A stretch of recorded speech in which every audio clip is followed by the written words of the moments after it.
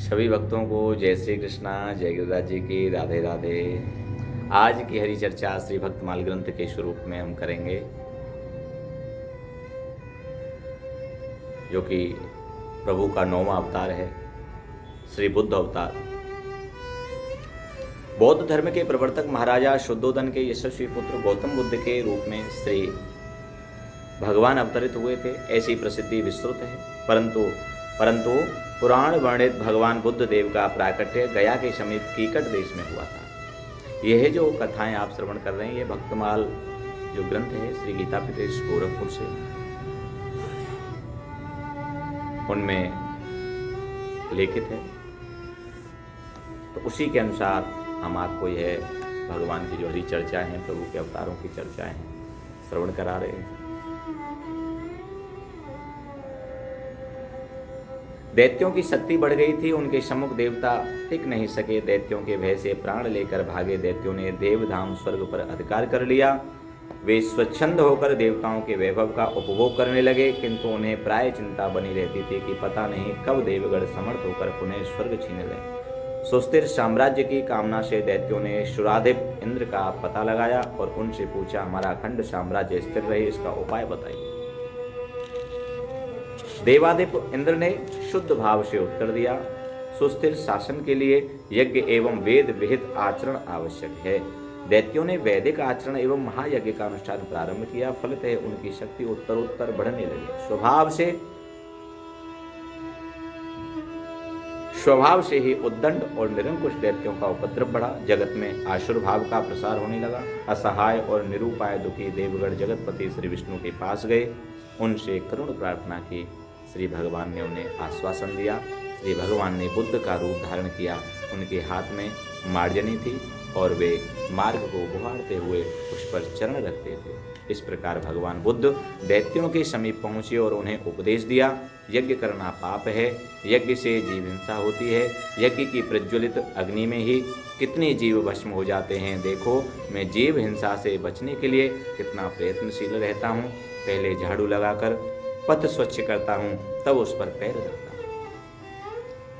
सन्यासी बुद्धदेव के उपदेश से दैत्यगण प्रभावित हुए। उन्होंने यज्ञ और वैदिक आचरण का परित्याग कर दिया। परिणामतः कुछ ही दिनों में उनकी शक्ति क्षीण हो गई। फिर क्या था, देवताओं ने उन दुर्बल एवं प्रतिरोधहीन दैत्यों पर आक्रमण कर दिया। असमर्थ दैत्य पराजित हुए और प्राण रक्षणार्थ यत्र तत्र जहां तहां भाग खड़े हुए। देवताओं का स्वर्ग पर पुनः अधिकार हो गया। इस प्रकार सन्यासी के वेश में भगवान बुद्ध ने त्रिलोक्य का मंगल किया। कलयुग में बौद्ध धर्म के प्रवर्तक के रूप में गौतम बुद्ध ने जन्म लिया। श्री बुद्ध जी का बचपन का नाम सिद्धार्थ था। ये स्वभाव से बड़े दयावान थे। किसी का किंचन मात्र भी दुख देख लेते तो विकल हो जाते। यही कारण था कि उनके पिता राजा शुद्धोधन की ओर से राज्य में ऐसी व्यवस्था थी कि कोई दुखमय प्रसंग इनके दृष्टि पथ में न आने पाए। परंतु यह सब होने पर वे देव योग से एक दिन सहसा एक रुग्ण पुरुष को, कुछ ही दिन बाद एक अत्यंत वृद्ध पुरुष को, पश्चात एक मृतक को देखकर इनकी आत्मा शिहर उठी और उसी दिन से ये जगत से उदास हो गए। ये जगत मिथ्या है। इनकी यह उदासीनता माता पिता को खली और इन्हें जगत प्रपंच में फंसाने के लिए अत्यंत रूपवती यशोधरा नाम की कन्या से विवाह कर दिया और समय पर सिद्धार्थ के राहुल नाम का एक पुत्र भी उत्पन्न हुआ। परंतु उदासीनता मिटी नहीं, बल्कि बढ़ती ही गई। परिणाम स्वरूप अपनी प्रिय पत्नी यशोधरा, नवजात पुत्र राहुल, स्नेह मूर्ति पिता महाराज शुद्धोधन तथा वैभव संपन्न राज्य, इन सब को ठुकराकर युवावस्था में ही गौतम घर से निकल पड़े। केवल तर्कपूर्ण बौद्धिक ज्ञान उन्हें संतुष्ट करने में समर्थ नहीं था। उन्हें तो रोग पर, बुढ़ापे पर और मृत्यु पर विजय पानी थी।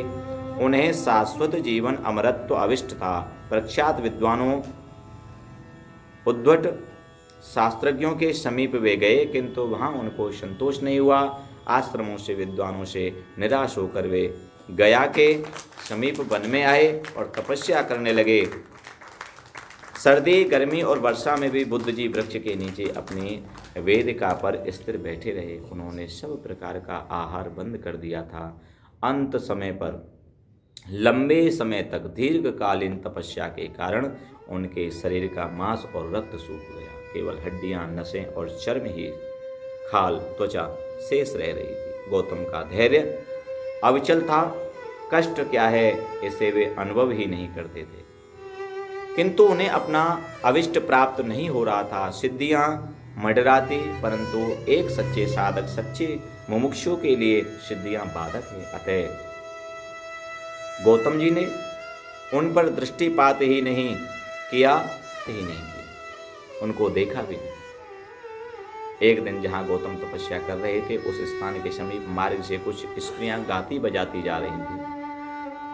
वे जब गौतम की तपोभूमि के पास पहुंची, तब एक गीत गा रही थी जिसका आशय था, सितार के तारों को ढीला मत छोड़ो, नहीं तो वे बेसुरे हो जाएंगे। वाह, क्या कहा? सितार के तारों को ढीला मत छोड़ो, नहीं तो वे बेसुरे हो जाएंगे, परंतु उन्हें इतना खींचो भी मत कि वे टूट जाएं। गौतम के कानों में वह संगीत ध्वनि पड़ी। उनकी प्रज्ञा में सहसा प्रकाश आ गया। साधना के लिए केवल कठिन तपस्या ही उपयुक्त नहीं है, नियमित भोजन एवं नियमित निद्रा आदि व्यवहार भी आवश्यक है। इस प्रकार सम्यक बोध प्राप्त कर लेने पर गौतम का नाम गौतम बुद्ध पड़ा।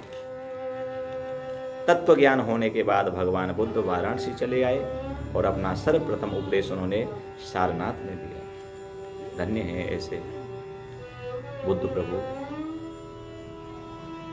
कि सब कुछ त्याग करके, धन, राज्य, पुत्र आदि सब त्याग करके एक सन्यासी स्वरूप में और हरि चर्चा में, स्वयं की चर्चा में संसार का मोक्ष करने के लिए निकल पड़े।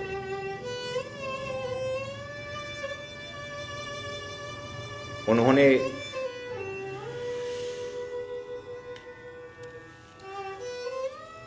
कई विषयों पर उपदेश भी दिए, सत्यता पर, अहिंसा पर, अस्तेय पर, अपरिग्रह पर, ब्रह्मचर्य पर, नृत्य गान आदि पर,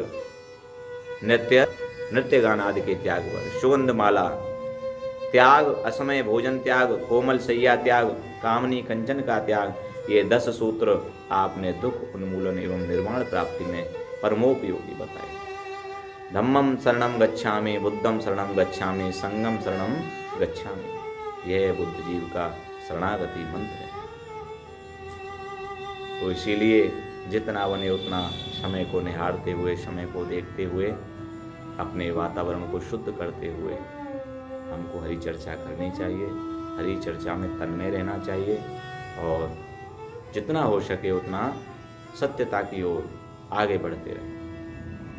आज की हरि चर्चा के लिए सभी से जय श्री कृष्णा, जय गिरिराज जी की, श्री राधे राधे।